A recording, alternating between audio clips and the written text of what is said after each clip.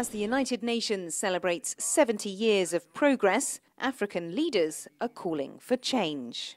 I wish to reiterate our strong attachment to Africa's common position on the reform of the Security Council. Speaking to UN members on Monday, President Robert Mugabe of Zimbabwe said the time has come for the Security Council's permanent members, China, the US, France, Britain and Russia, to relinquish some power in the interests of giving more than 1 billion people on the African continent a voice. Nowhere does the Charter arrogate the right to some to sit in judgment over others.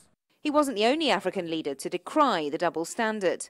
South Africa's Jacob Zuma added his voice to the fight for equality, emphasising the importance of bringing African nations to the decision-making table, especially in conversations relating to crises on the continent. The current situation in Libya and the Sahel region is a direct consequence of some members of the UN Security Council not heeding informed counsel from the African Union.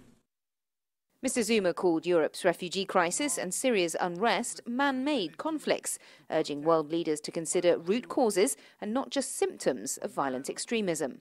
Muhammadu Buhari also reaffirmed his commitment to fighting terror and corruption.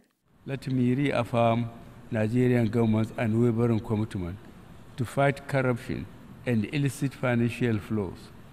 By any consideration, corruption and cross-border financial crimes are impediments to development. John Campbell, a former US ambassador to Nigeria, says Mr. Buhari wants to show his and other African nations in a new light on the world stage.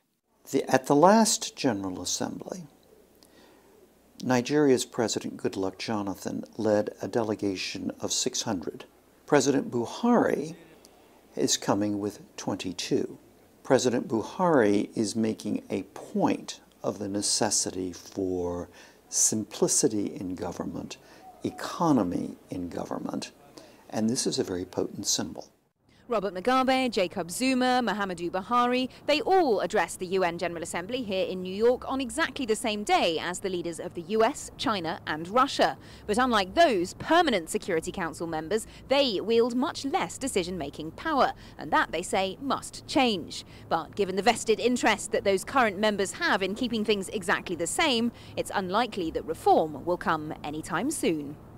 Lorna Shaddick, CCTV, New York.